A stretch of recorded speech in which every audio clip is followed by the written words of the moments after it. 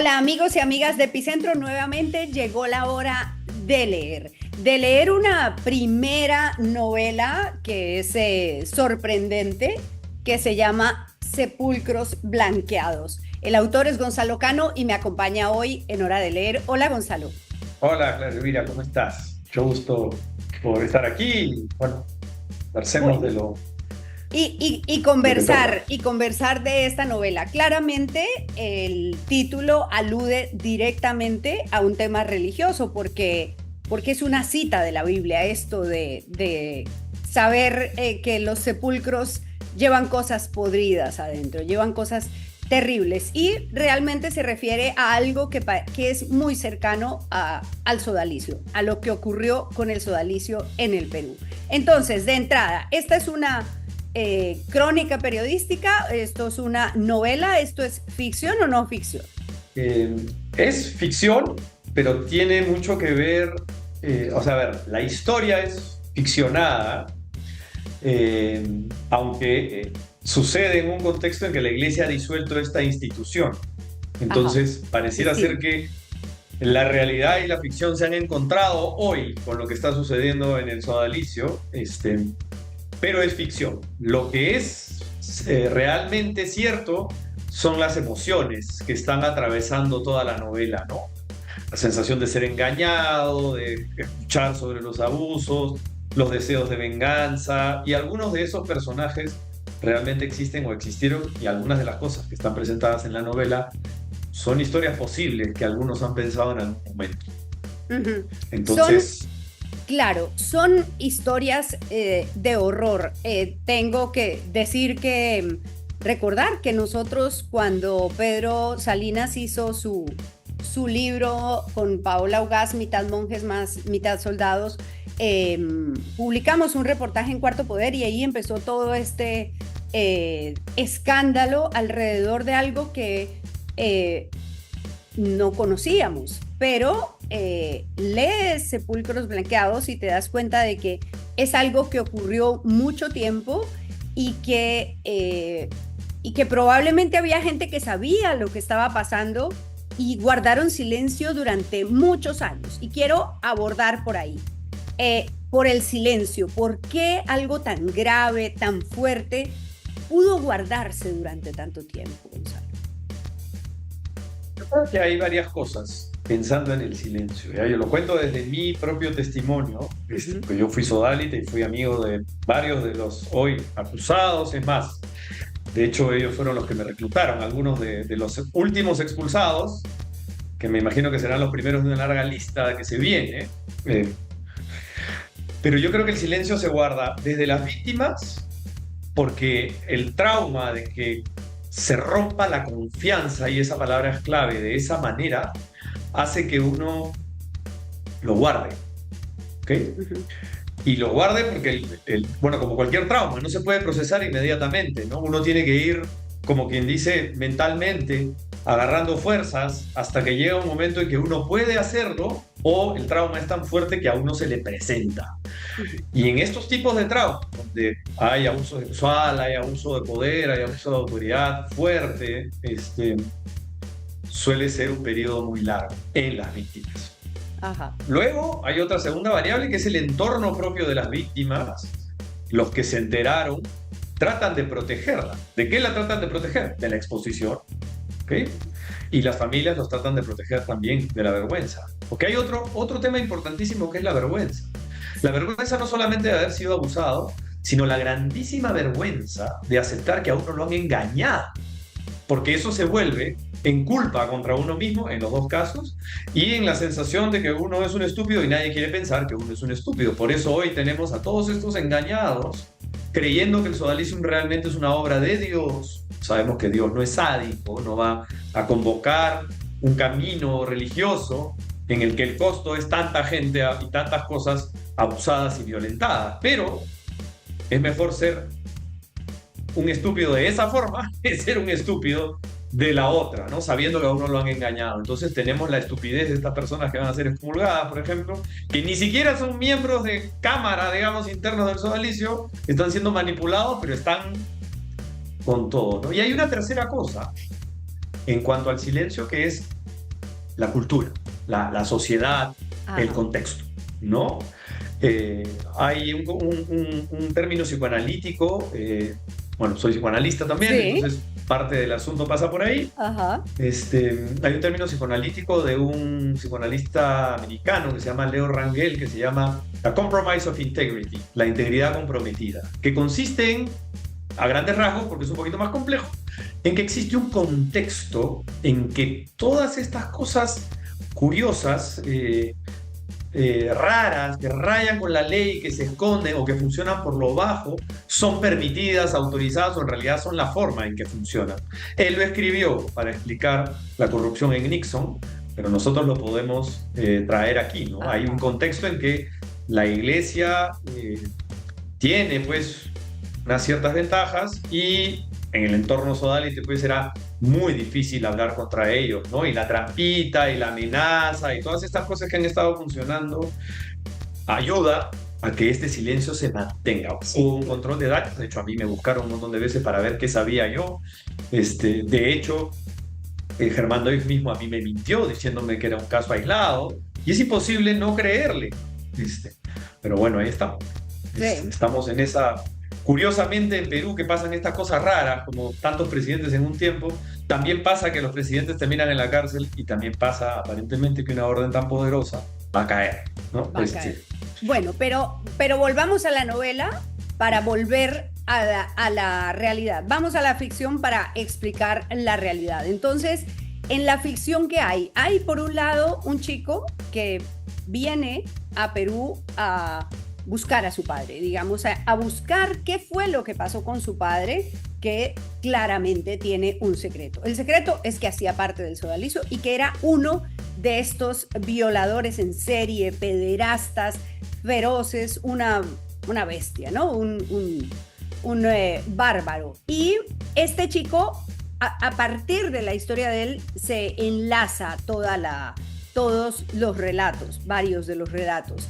Pero hay otros personajes. Y entonces quiero preguntarte, hay alguien que estudia psicología, hay alguien que cree que sigue estando en la iglesia siendo cura, se queda un tiempo y luego se sale. Hay alguien que decide tomar la justicia por su mano.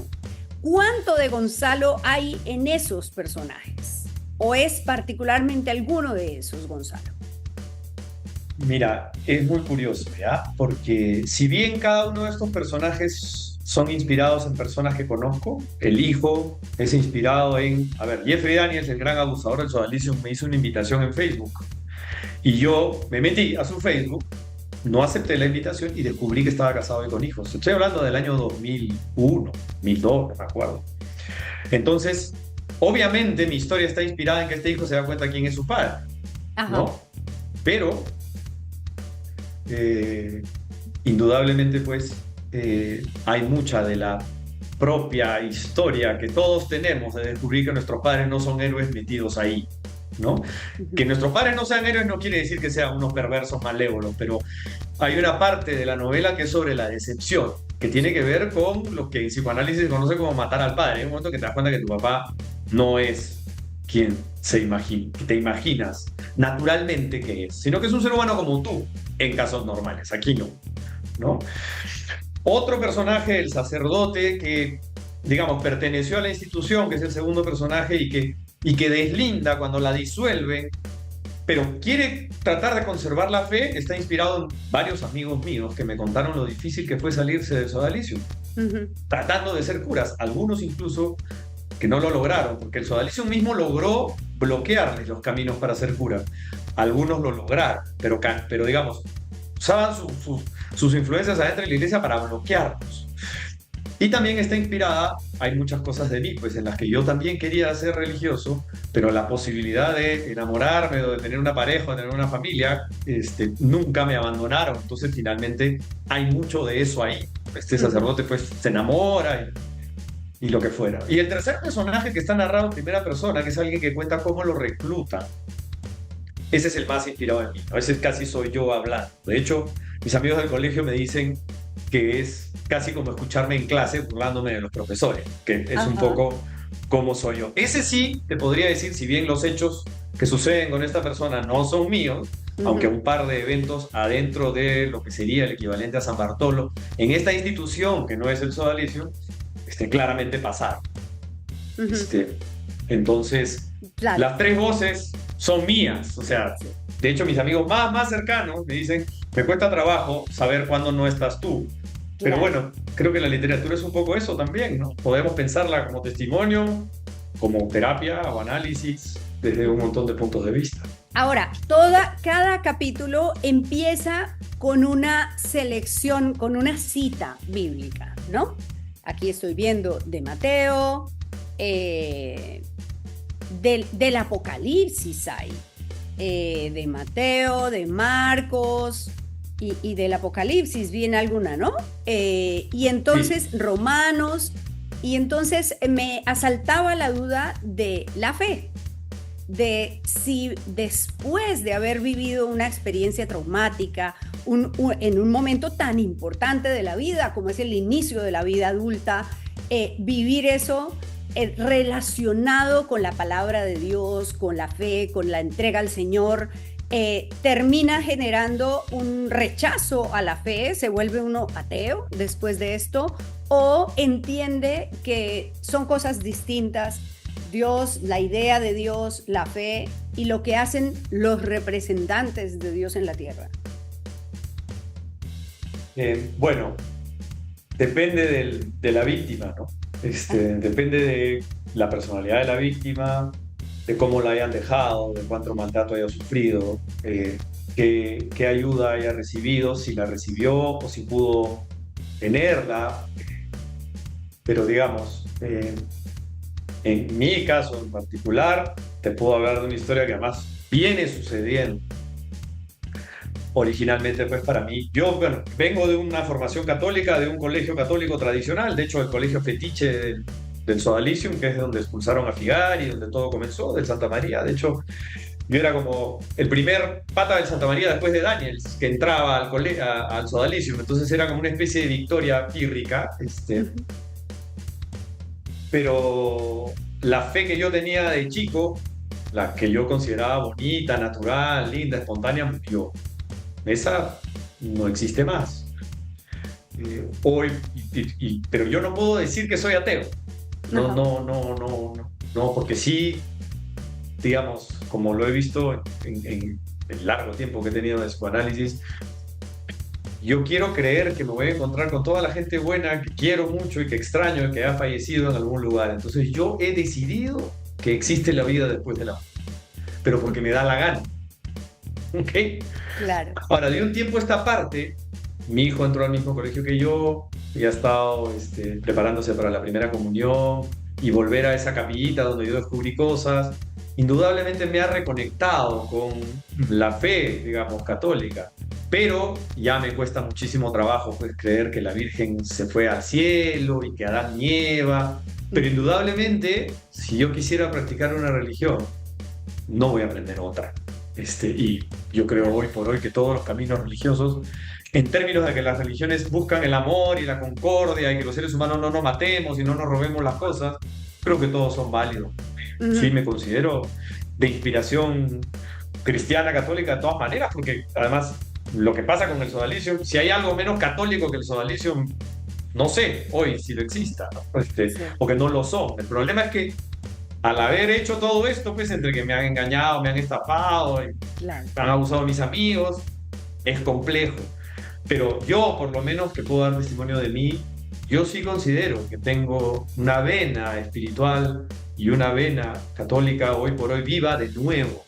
Y Ujú. quizás esta actitud del Vaticano, si bien una cosa es yo, otra cosa es el historialismo y otra cosa es la iglesia como institución, como país, porque el Vaticano es un país, yo te puedo decir que tengo un poquito más de confianza que hace un tiempo. En el caso de Marcial Maciel y los Legionarios de Cristo, hay personas que se han pasado 50 años denunciando. Ujú. Entonces, la iglesia, digamos, que se declara en la Constitución dogmática sobre sí misma, Gaudium et Spes, en su numeral 22, lo digo así porque el sodalicio me lo hizo aprender de memoria, que se declara experta en humanidad y se demora sin más de 50 años en hacer No, justicia. Me sí, parece que si de experta en humanidad no es. Cualquiera sabe que los seres humanos viven por lo menos 70 años. Se abusaron de ti a los 15 y 50 denuncias, estás en los 65. No, claro, la vida es una, ¿no? sí. Entonces, Ahora, como hemos ido y hemos vuelto de la realidad y de la novela, tengo que volver a la realidad y decirte que eres, no sé, si arrojado, valiente o muy seguro para poner a tu hijo en el mismo colegio, en donde te captaron a ti. es que ahí no me captaron. Allá. Los sodalites estaban vetados de mi colegio. Yo me he enterado de la existencia del sodalicio. O sea, yo siempre digo que en Lima los colegios no religiosos, en términos de la cercanía de los sodalites, son más peligrosos que los colegios religiosos. Y aquí Ah, vuelvo con un tema que tú ya mencionaste antes. Efectivamente, todo el mundo sabía, todo el mundo hablaba, incluso los colegios religiosos estaban prohibidos, salvo a aquellos religiosos a los que los odalites engañaban, digamos. Pero en mi colegio, yo no me he enterado de la existencia de Convivio, que es su congreso grande para captar adolescentes, hasta 3 años después, es más, hasta cuando yo era sodalite, 3 años después de haber salido del colegio. Porque a mi ujú. colegio no podían ni acercarse. En el colegio, a mí y a Ah, toda mi generación, nos protegieron. No sabíamos, por lo menos yo, no ¿por sabía ni de qué? la existencia de estos tipos. Claro, Es curioso. Entonces, sí. ese colegio, yo sí confío. Ah, ya, ya. Bueno, volvamos Pero, a... por ejemplo, las preparaciones de confirmación y eso de mis hijas que están en un colegio laico, yo vivo aterrado. O sea, de hecho, la he sacado a una de la preparación de primera comunión porque llegó un grupo parecido y dije, no, yo la preparo, porque yo estudio No, 3 años de no, teología y yo preparo. claro. Vayan, no, fuera. Mochila. Y ya, Bueno, listo. y quiero preguntarte, ¿cuántas armas de tu profesión, tú eres psicólogo, psicoanalista, utilizaste? ¿Cuánto te sirvió eso? No, no solo, por supuesto, tu experiencia, sino el conocimiento experto de un profesional de la salud para ayudar a los personajes a construir su duelo, su venganza, su procesamiento del trauma. Es que esta novela la comencé a escribir antes de estudiar para ser psicoanalista, por ejemplo. Ah, ya. Ajá. Comenzó mucho antes, pero de hecho tiene dos, son, este libro en realidad son trillizos, ¿ya? Yo, mientras lo iba escribiendo, entré a estudiar la maestría en psicoanálisis en la Universidad Católica y escribí una tesis sobre Marcial Macelli y los Legionarios de Cristo investigadas del psicoanálisis, ¿ok? Ajá. Y luego, a partir de esa tesis, yo he escrito en realidad el mellizo de este libro que se llama Como Lobos Rapaces. Es un ensayo en tono de divulgación que compara a Maciel, a Figari y a Caradima. Ya, Y caray. está mi testimonio completo cruzado, entendiéndolo desde conceptos psicoanalíticos, ¿no? Ujú. Ya, pero eso ha sido lo último que he terminado haciendo. Entonces, en realidad hay que leer 3 cosas para entender todo lo Claro. que pienso de este asunto, pero si no hubiera sido la novela lo primero, que fue, en realidad la novela tuvo origen en una memoria. A ver, esto tiene más historia. En el año 90, ya, 2000, por ahí que 2001, 2002, una amiga mía que hoy es mi cuñada, me mandó un ensayo psicoanalítico de una persona que había estado en una secta de yoga y explicaba el asunto. Y yo lo leí y ese fue el día que me di cuenta que yo había estado en una secta. Ajá. Entonces yo comencé a escribir una memoria de cómo me habían ido convenciendo de entrar. Yo ya sabía de los abusos, pero seguía creyendo que eran casos aislados. Y yo comencé a escribir una memoria como en la contraparte a este ensayo para ver si lo mío era muy similar y lo era. Entonces comencé a investigar sobre sectas y eso fue la tesis. Pero de esa memoria nace la novela, Claro. Bueno, por lo menos el porque tercer personaje. sí, bueno, pues porque hay mucho de eso y sobre todo ves el daño que tienen todos los personajes, ¿no? Y por último te quería preguntar por eso, en tu práctica profesional, ¿te ha parecido gente dañada, no necesariamente por esto, de este nivel? Y te lo pregunto no por conocer el chisme de qué pasa con los pacientes, sino por saber si es posible restaurarse de cosas tan bravas como lo que pasó en el Sodalicio. Mira, aquí tengo que decirte varias cosas. La primera es que yo no recibo víctimas del sodalicio. Estoy demasiado... Claro, Me implicado. han buscado, estoy demasiado implicado como para poder hacer mi trabajo como debo hacer. Claro, en el sodalicio sí te recibirían ellos mismos, para curarte de ellos mismos, ¿no? A Pero ver, claro. yo eso no lo hago. Sin embargo, he recibido víctimas de abuso de varios tipos, no religioso, Ujú. eh, y te puedo decir lo que diría Freud. A ver, la terapia en realidad, si no somos vendeculebras, la terapia consiste en que lo miserable de tu vida pase a ser más tolerable. O sea, uno no se transforma en alguien totalmente sano, sino que aprende a vivir con sus heridas Ujú. cuando es esto, ¿no? Porque lo traumático no se olvida, siempre está ahí. El Ujú. asunto es que uno pueda vivir con eso y hay gente, me imagino, y me parece verla, pero no conozco el detalle personal de nadie, que no estoy seguro de que puedan construir Superarlo. una vida, por lo menos hasta ahora. De repente en 5 años su mente les permite, ¿no? Y comienzan a hacer un esfuerzo, pero no es fácil, ¿no? Depende también del nivel de abuso y todo. Yo digo que yo he tenido una suerte increíble. En Claro. mi caso particular, bueno, yo no recibí abuso sexual, fui manipulado, en fin, toda una serie de cosas, pero yo he tenido suerte, pero Ujú. hay gente que no. Que no la Yo he tiene, salido sí. del Sodalicium a mi grupo de amigos original, y me han acompañado, y me han recibido, o sea, hay gente que sale 20 años después, no tiene trabajo, no tiene amigos, y está totalmente desconectado de su familia, No ha estudiado. no estudió nada, Ujú. que esos son, y que además, incluso muchos de esos están defendiendo hoy el Sodalicium, que los tiene atrapados, porque cuando lo disuelvan van a estar en la calle. Y Ujú. bueno, esperemos que Roma se encargue de una reparación correcta, porque finalmente va under their watch, digamos, es que el sodalicio sucedió, entonces también hay una responsabilidad que el Vaticano tiene. Claro. Y que no se quede solo en la excomunión de los rebeldes. No, Muy ese par de payasos, pues que los excomunes no importa, el asunto es lo de los sodalites de verdad, o los mafiosos de verdad, porque además claro. también hay que ser justos. La gran mayoría de sodalites es gente que la han engañado y son buenos y quieren ser cristianos. Ujú. Muy bien, pues está muy buena. Las Sepulcros Blanqueados cuenta una historia que conocemos, que intuimos, que sabemos que pasó, la cuenta de una manera ingeniosa y dolorosa y pues nada, yo la recomiendo aquí desde Hora de Leer. Gracias, Gonzalo, por estar en Hora de Leer en Gracias. Epicentro. Nos Y usted vemos. Muchas recuerde gracias que a no, todos y... perdona, Listo. No, quería agradecer.